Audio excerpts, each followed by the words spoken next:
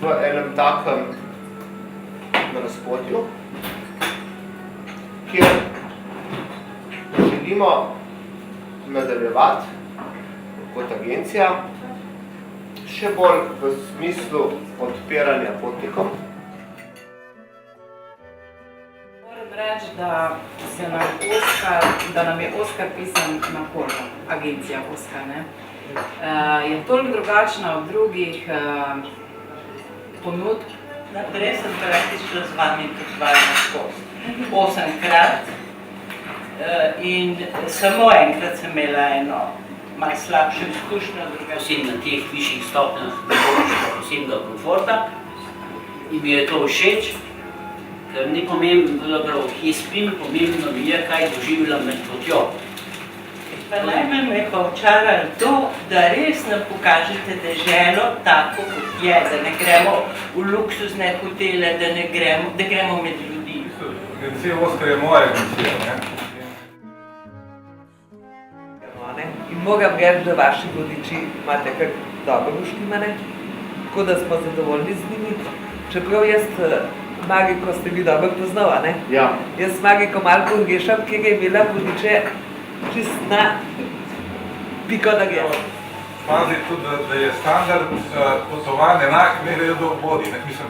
Vodnik mora imeti tisto deželo, kjer si zelo rad. Je treba nadaljevati s tem izobraževanjem vašim internim, da je to vaša najpomembnejša deviza. Dobri vodniki.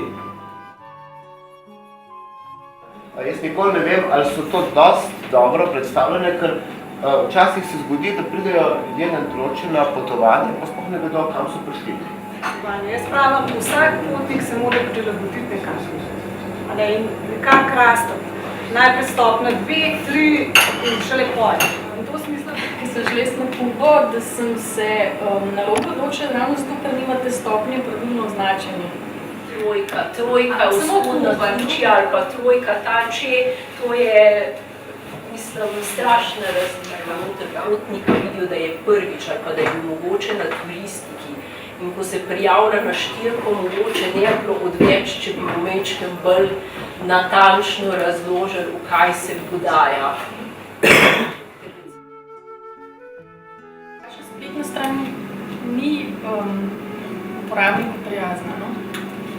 V bistvu je na tej spletni strani čisto preveč slike, pa vsega, pa se težko znajdeš. Tu pa če samo govorim, da pač to malo znam. In ne vem, meni se zdi, da je tako težko kaj najdeš, čeprav kaj določenega iščeš. Kar se tiče teh povratnih informacij, ko ste vprašali, kje bi vi dobili, sem se rekla, vi ne rabite 20 anket, pa da vam vsak pove, kaj je bilo narobe. Vi rabite eno anketo, če dobro preberete, boste vseeno to najbolj. Najbrž se boste mogli razvijati v dve smeri, nekaj pa klasiko, v ta masovni turizem, nekaj pa tudi ta drugi del, za tiste potnike, ki hočejo malo več. Smo se nekaj več podarka na programu, pogledate, da res to piše, da drži. Znamenitosti se zanimijo, če se kaj še zgodi dodatno, kar ni v programu. Jaz bi rekla, to mogoče za skupine, ki hodijo s podjetjem, mislim, da je to za vas plus.